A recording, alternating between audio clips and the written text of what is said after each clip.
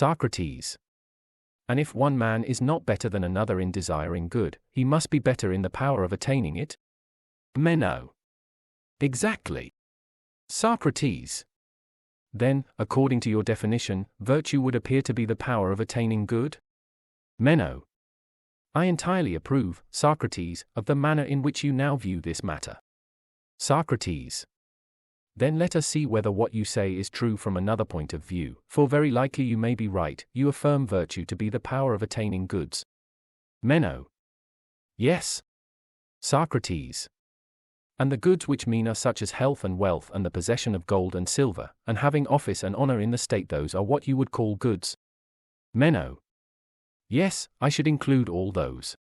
Socrates. Then, according to Meno, who is the hereditary friend of the great king, virtue is the power of getting silver and gold, and would you add that they must be gained piously, justly, or do you deem this to be of no consequence? And is any mode of acquisition, even if unjust and dishonest, equally to be deemed virtue? Meno.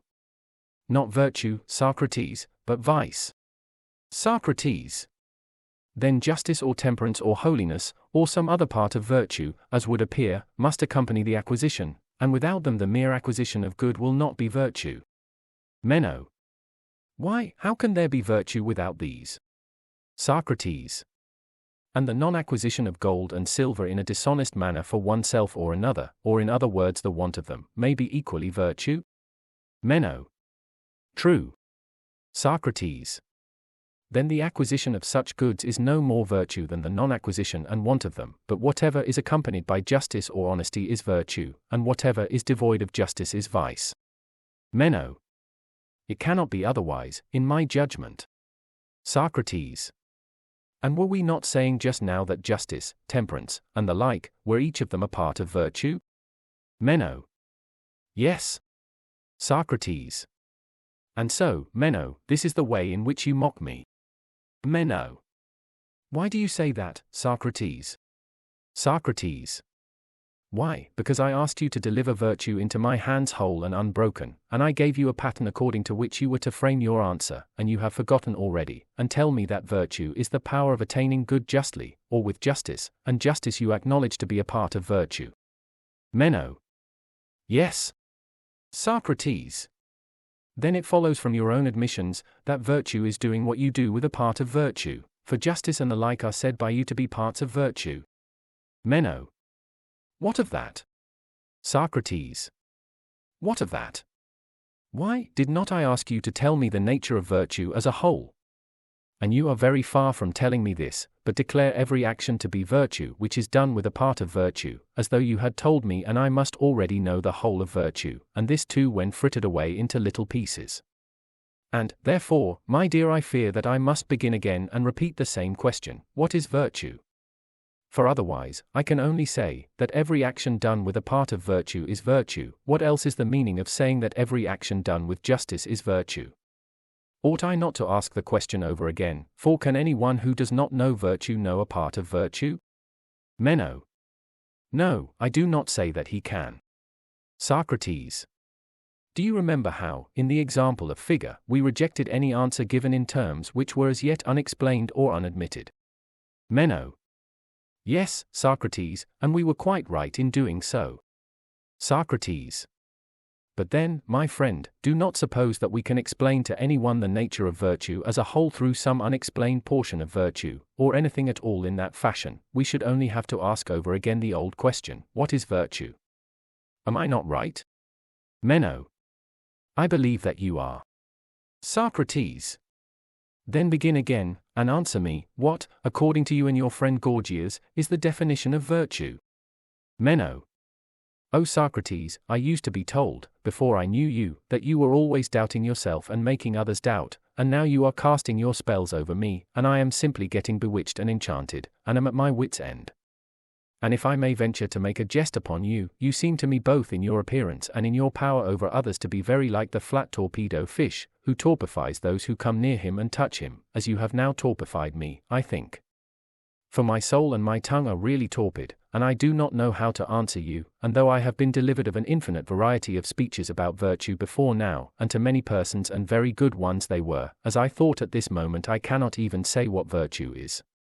And I think that you are very wise in not voyaging and going away from home, for if you did in other places as do in Athens, you would be cast into prison as a magician.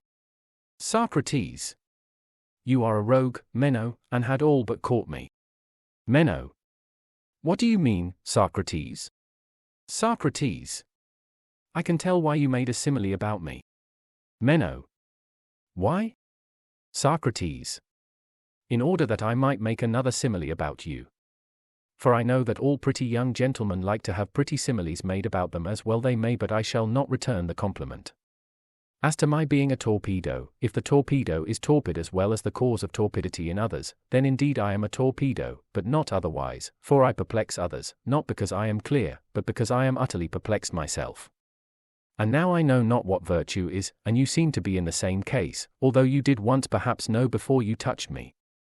However, I have no objection to join with you in the inquiry.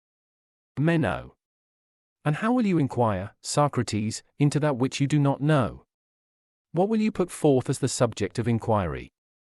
And if you find what you want, how will you ever know that this is the thing which you did not know? Socrates. I know, Meno, what you mean, but just see what a tiresome dispute you are introducing. You argue that man cannot inquire either about that which he knows, or about that which he does not know, for if he knows, he has no need to inquire, and if not, he cannot, for he does not know the very subject about which he is to inquire. Meno. Well, Socrates, and is not the argument sound? Socrates. I think not. Meno. Why not? Socrates. I will tell you why. I have heard from certain wise men and women who spoke of things divine that. Meno. What did they say? Socrates. They spoke of a glorious truth, as I conceive. Meno. What was it? And who were they? Socrates. Some of them were priests and priestesses, who had studied how they might be able to give a reason of their profession. There have been poets also, who spoke of these things by inspiration, like Pindar, and many others who were inspired. And they say, mark, now, and see whether their words are true. They say that the soul of man is immortal, and at one time has an end, which is termed dying, and at another time is born again, but is never destroyed. And the moral is, that a man ought to live always in perfect holiness. For in the 9th year Persephone sends the souls of those from whom she has received the penalty of ancient crime back again from beneath into the light of the sun above, and these are they who become noble kings and mighty men and great in wisdom and are called saintly heroes in after ages. The soul, then, as being immortal, and having been born again many times, having seen all things that exist, whether in this world or in the world below, has knowledge of them all, and it is no wonder that she should be able to call to remembrance all that she ever knew about virtue, and about everything. For as all nature is akin, and the soul has learned all things, there is no difficulty in her eliciting, or as men say learning, out of a single recollection, all the rest, if a man is strenuous and does not faint, for all inquiry and all learning is but recollection. And therefore we ought not to listen to this sophistical argument about the impossibility of inquiry, for it will make us idle, and is sweet only to the sluggard, but the other saying will make us active and inquisitive. In that confiding, I will gladly inquire with you into the nature of virtue. Meno. Yes, Socrates, but what do you mean by saying that we do not learn, and that what we call learning is only a process of recollection? Can you teach me how this is? Socrates.